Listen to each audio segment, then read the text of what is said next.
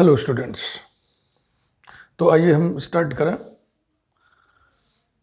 Tracing of polar curves, curve tracing का जो सिलसिला चल रहा है इसका ये 15वां वीडियो है और पोलर कर्व को ट्रेस करने का ये पहला है।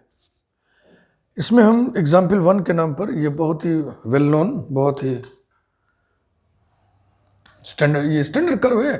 स्टैंडर्ड कर्व की लिस्ट में ये हमने आपको प्रोवाइड किया था। R = A + B cos theta, इस कर्व को बोलते हैं लिमाकान। इसके हम दो केस फिलहाल डिस्कस करने जा रहे हैं। व्हेन A > B,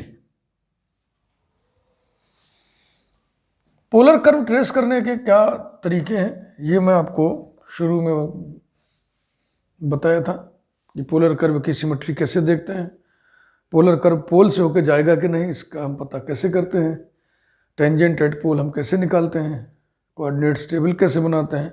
एक बार फिर मैं सरसरी तौर पे आपको बता दे रहा हूँ। मान लीजिए f of r theta = 0 equation है, इक्वेशन ऑफ कर्व है। तो number 1, f of r - theta = f of r theta अगर है तो अबाउट इनिशियल लाइन सिमेट्री होती है। About initial line, curve is symmetrical about initial line if replacing theta by minus theta there is no change in the equation. Theta की जगह minus theta रखने से कोई असर ना पड़े। Number 2, f of r comma π/2 minus theta = f of r theta. तो symmetry होगी अबाउट द लाइन थीटा = π/2। यानी कि ये गड़बड़ हो गया, ये थीटा की जगह हमें रखना था π - थीटा। यदि थीटा की जगह π - थीटा रखने से कोई असर ना पड़े तो इस लाइन की अबाउट सिमेट्री होती है। और number 3, f of r π/2 minus theta = f of r theta हो तो सिमेट्री होती है अबाउट द लाइन थीटा = π/4। और फोर्थ, यदि r की जगह -r रिप्लेस करने से कोई असर ना पड़े तो सिमेट्री होती है about pole. About pole symmetry का मतलब पोल के चारों तरफ एक ही जैसी आकृति बनेगी, एक ही जैसा शेप होगा। तो ये था सिमेट्री।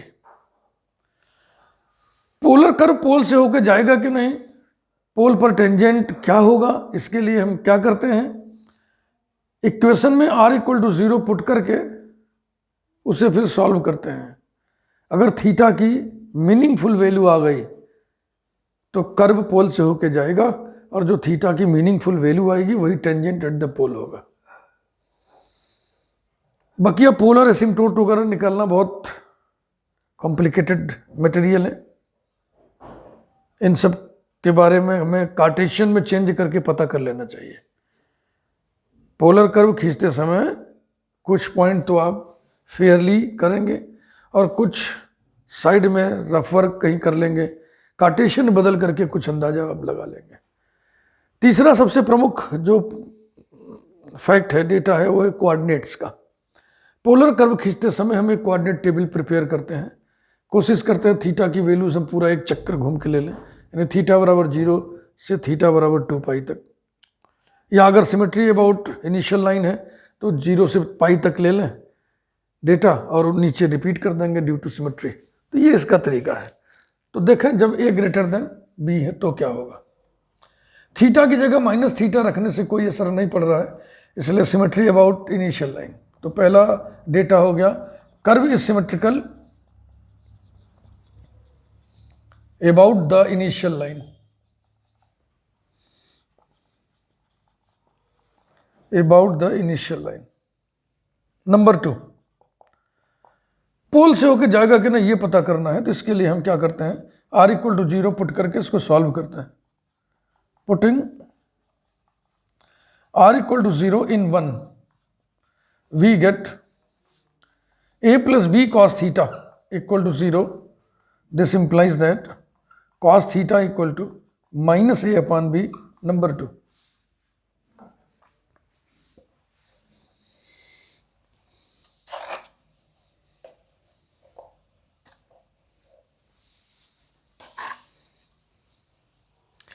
अब इससे हम सोल्यूशन निकालने की कोशिश करेंगे इससे, और देखेंगे कि मीनिंगफुल सोल्यूशन आता है कि मीनिंगलेस सोल्यूशन आता है। नाउ ये केस हमने लिया हुआ है, when a greater than b, this implies that a upon b greater than 1, minus से मल्टीप्लाई करिए, minus a upon b less than -1, और minus a upon b value है कॉस थीटा की, तो ये हो गया cos theta less than -1 from 2, but it is not possible. Cos theta की वैल्यू कभी -1 से कम हो ही नहीं सकती, इट इज नॉट पॉसिबल, माने कि इस इक्वेशन के पास मीनिंगफुल सोल्यूशन नहीं है। तो कर्व पोल से होकर नहीं जाएगा, पोल पर कोई टेंजेंट नहीं होगा, therefore there is no tangent at the pole, and so the curve does not pass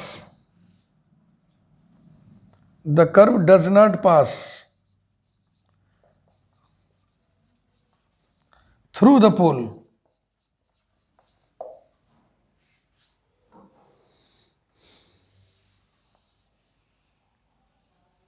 इसके बाद एक कोऑर्डिनेट टेबल हम बना लेंगे। Number 3, coordinates.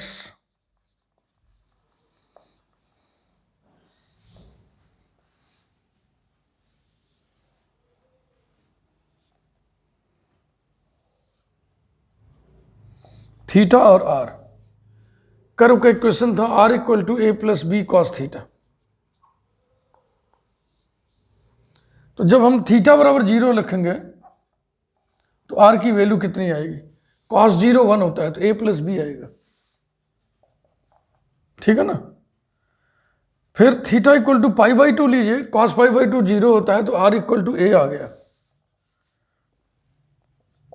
फिर पाई रखिए, cos पाई कितना होता है -1, तो ये हो गया a माइनस बी, तो 0 से पाई हो गया, और इनिशियल लाइन की बहुत सिमेट्री है ये, तो हम चाहे तो अब ना भी लें तो काम चलेगा। और यदि आप लेना चाहते हैं तो 3π/2 नीचे घूम जाइए, है ना, देखो यही तो है, थीटा बराबर 0 है, तो अब घूम के यहाँ आ गए, थीटा बराबर π/2 हो गया, फिर इसको घुमाए तो इधर आ गया, थीटा इक्वल टू पाई हो गया, फिर घुमा के यहाँ आ गया, थीटा इक्वल टू 3π/2, cos 3π/2 0 होगा तो सिर्फ r आएगा a। और देखो कर्व हम ट्रेस कर रहे हैं, पोलर कर्व खींचना आसान होता है कार्टेशियन के मुकाबले। ये लाइन है थीटा इक्वल टू 0, जिसे OX से डिनोट करते हैं। ये लाइन है थीटा इक्वल टू π/2, ये लाइन है थीटा इक्वल टू पाई, ये लाइन है थीटा इक्वल टू 3π/2।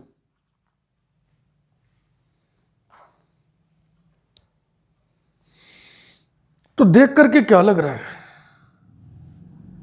कि जब थीटा बराबर 0 है, माने इस लाइन पे, तो आर सबसे ज्यादा है, आर बहुत ज्यादा है, मान लो ये आर है,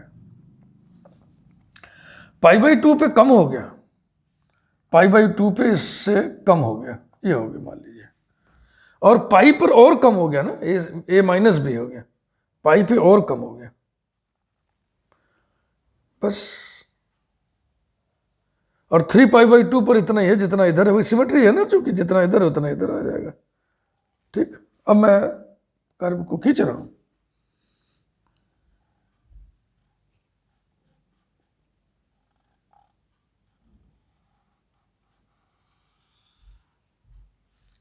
यही शेप आप नीचे रिपीट कर दीजिए,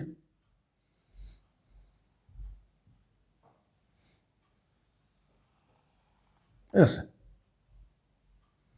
यही है लीमाकॉन। तो जब आप क्वाड्रेचर रेक्टिफिकेशन वॉल्यूम सरफेसेस वगैरह पढ़ेंगे तो फिर ये पूरा ट्रेसिंग का प्रोसेस हम थोड़ी अडॉप्ट करेंगे, बस कर्व देखा हमने और ये शेप दिमाग में, इसका शेप आ जाना चाहिए तुरंत।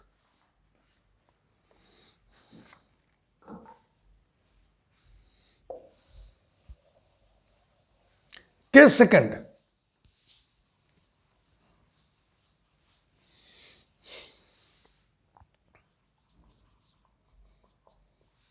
when a less than b, equation of the curve is r equal to a plus b cos theta, इसे ध्यान रखना है।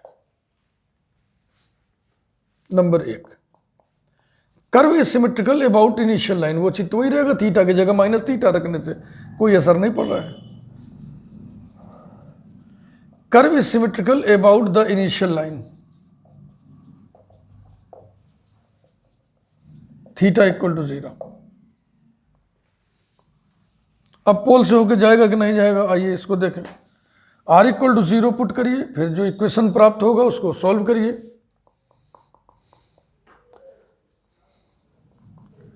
Putting r equal to 0 in 1, we get a plus b cos theta equal to 0 implies that cos theta equal to minus a upon b. Number 2. Now, the case is a less than b means a upon b less than 1 implies that minus a upon b greater than minus 1 implies that cos theta is greater than minus 1 by 2. जहां minus ए अपान B लिखा था, ये लिखा है, वहां हमने cos theta रख दिया। तो इसमें ये कह रहा है कि कॉस थीटा की वैल्यू -1 से ज़्यादा होना चाहिए। It is quite true. Sine theta cos theta की वैल्यू -1 1 के बीच में होती है, तो -1 से ज़्यादा होना चाहिए, माने इसके दाहिने होना चाहिए। ठीक है ना? इट इज़ कंसिस्टेंट, ये सुसंगत है। किसके लिए? हल के लिए। Consistent for solution, it is consistent. Therefore curve passes through pole, curve passes through pole, pole से होकर कर्व जाएगा। अब पोल पर टेंजेंट्स क्या होगा, इसका एक आइडिया हम लेते हैं अभी।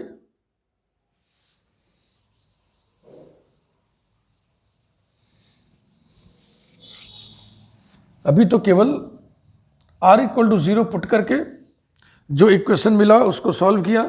सॉल्व करके हमने ये देखा कि जो सोल्यूशन है वो ठीक है कि नहीं, मीनिंगफुल है या मीनिंगलेस है, कंसिस्टेंट है, इनकंसिस्टेंट है। अब टेंजेंट्स एट पोल का हम आइडिया लेने जा रहे हैं कि कैसा होगा वो, कौन होगा वो टेंजेंट्स एट पोल। तो सॉल्व करने पर उस इक्वेशन को मिला था cos theta equal to minus a upon b. ठीक है भाई, cos थीटा की वैल्यू यदि निगेटिव में आ रही है, इसका मतलब थीटा कैसा होगा? ऑब्ट्यूज एंगल होगा, अधिक कोण होगा। cos 90 पे 0 होता है और उसके बाद एक cos 120 डिग्री -1/2, फिर ऐसे माइनस होने लगता है। कहाँ तक जाता है? cos पाई इक्वल टू -1 तक। इसका मतलब ये थीटा जो है ऑब्ट्यूज एंगल है, तो इसको हम लिख रहे हैं equal to cos alpha, alpha being an obtuse angle, obtuse angle माने अधिक कोण।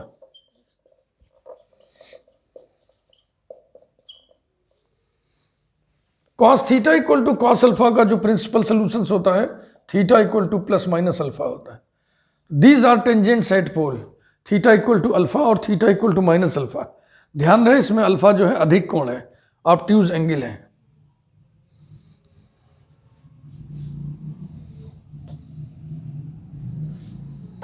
कोऑर्डिनेट्स बिल्कुल वैसे ही जैसे उसमें था।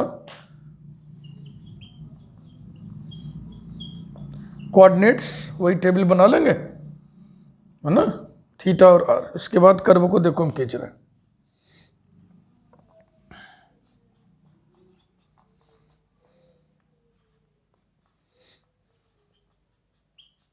ये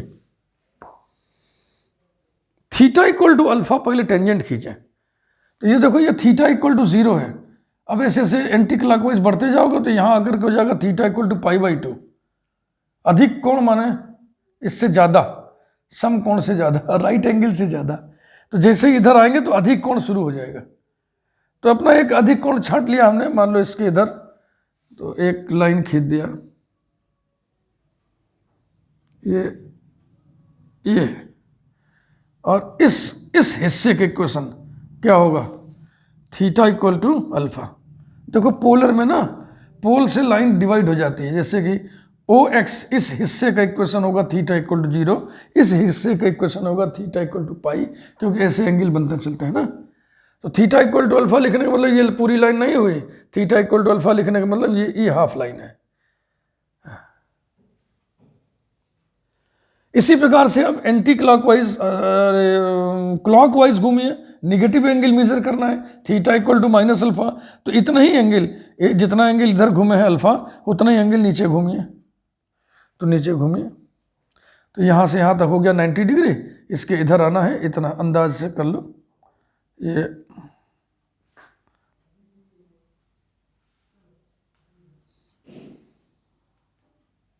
ठीक। तो इस हिस्से का, इस पोर्शन का इक्वेशन होगा theta equal to minus. These are the tangents at pole, pole पर ये टेंजेंट्स है। एक्स एक्सिस को ये कहाँ पे कट करेगा, यानी जब थीटा बराबर 0 होगा, थीटा बराबर 0 होगा तो ये कितना आएगा, a प्लस बी, तो a प्लस बी का मतलब हो गया थोड़ा ज़्यादा, यहाँ ले ली। उसके बाद इस पर कितना था, कम था ना,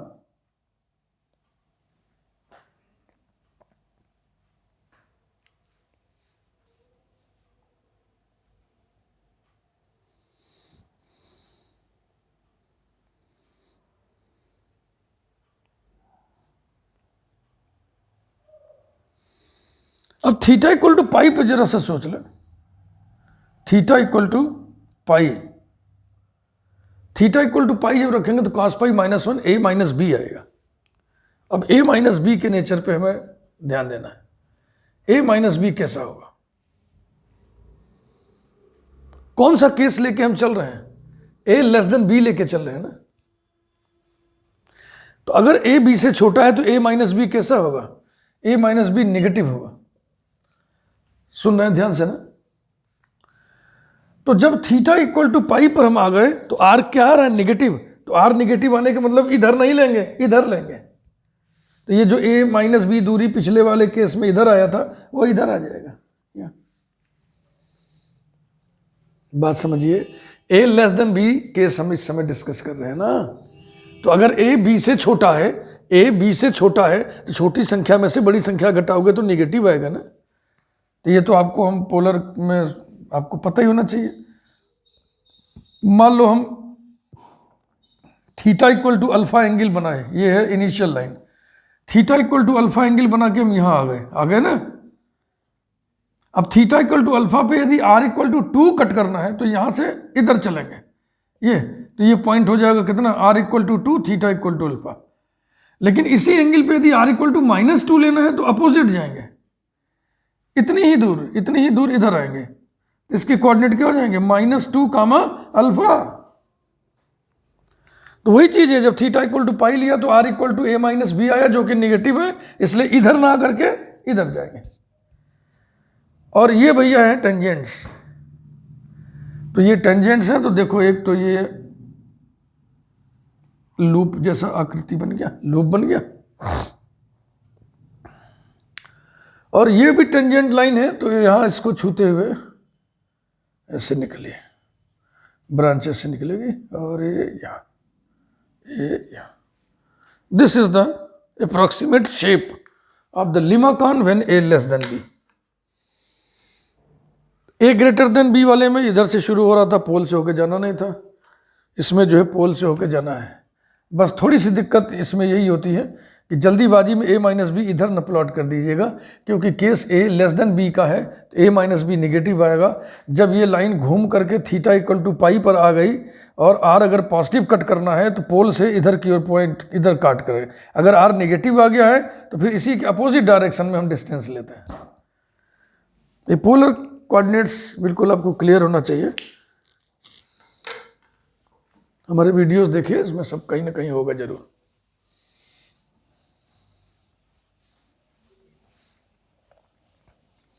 तो लीमाकान के ये 2 केसेस थे, when a greater than b and when a less than B.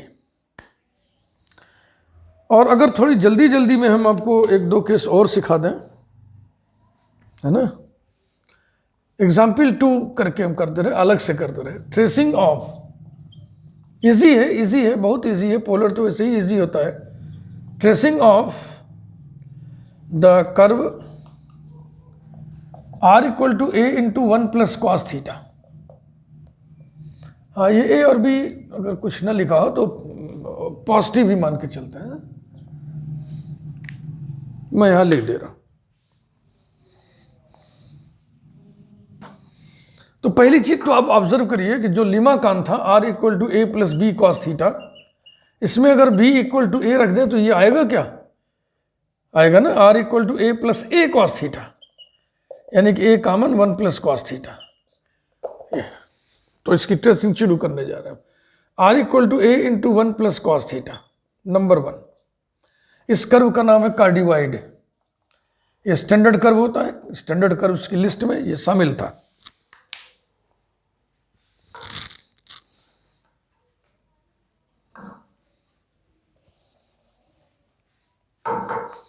थोड़ी सी बात अगर हम लिख देंगे तो स्मार्ट कहलाएंगे। This is particular form,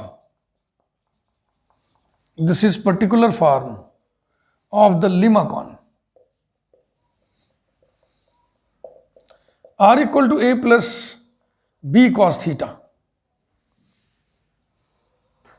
when b equal to a. तो लीमाकान जैसी आकृति बनेगी इसकी। चेक करिए, when theta is replaced by minus theta there will be no change in the equation, therefore this curve is symmetrical about the initial line.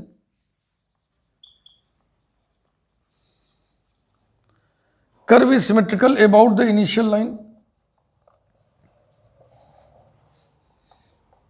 इसके बाद tangent at पोल की बारी आती है।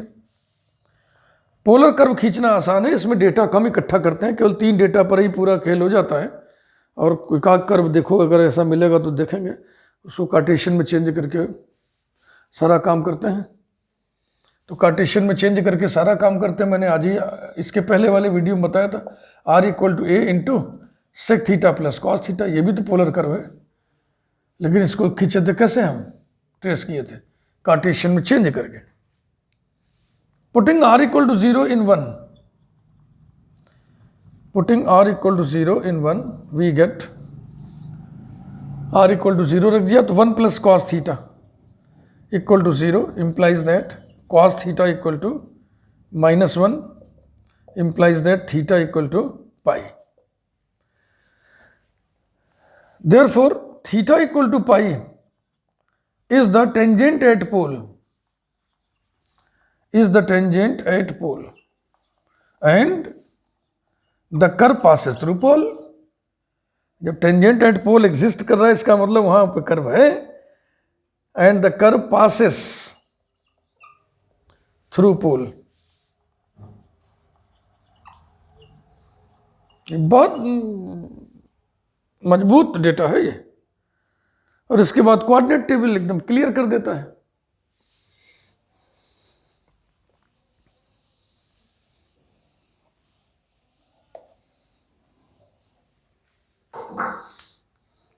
तीसरा, कोऑर्डिनेट्स।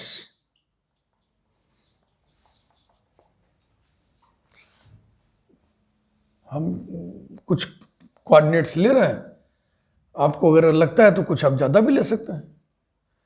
जैसे एक तो हम देख लिए थीटा बराबर 0 पे आर बराबर कितना होगा, तो आर बराबर कितना लिख लो भाई, r equal to a into 1 plus cos theta. तो थीटा जब 0 करोगे कॉस 0 1 होता है, तो 1 प्लस 1 2a हो जाएगा। फिर थीटा इक्वल टू 0 से शुरू किए, अब थीटा इक्वल टू सीधे हम π/2 पे आ जा रहे हैं। यदि आपकी इच्छा करे तो आप theta equal to π/6, theta equal to π/4, theta equal to π/3, यानी 30 डिग्री, 45 डिग्री, 60 डिग्री पर भी वैल्यूज ले लीजिए। हाँ, चूंकि आप अभी बिगिनर हैं ना, आप सीख रहे हैं कोई चीज़, तो आपको अच्छा लगेगा। थीटा जब π/2 होगा, कॉस π/2 0 होता है, तो आर इक्वल टू ए आ गया, है ना, यहाँ आ गए। अब यहाँ से यहाँ आइए, थीटा इक्वल टू पाई पे, थीटा इक्वल टू पाई पे आइए, theta equal to pi, cos pi -1 होता है, तो आर इक्वल टू 0 हो गया। आर 0 का मतलब पोल से पॉइंट की दूरी खत्म हो गई, यानी कर्व कहाँ पे आ गया, पोल पर आ गया, तभी तो पोल से होके जा रहा है, ऐसा आपने कहा था अभी। इसके आगे बढ़ने की जरूरत नहीं है। अगर आप बढ़ना चाहते हैं तो 3π/2 पर भी ले लें, cos 3π/2 0 होगा, r इक्वल टू ए आएगा, बस इतने से ही कर्व ट्रेस हो उठेगा।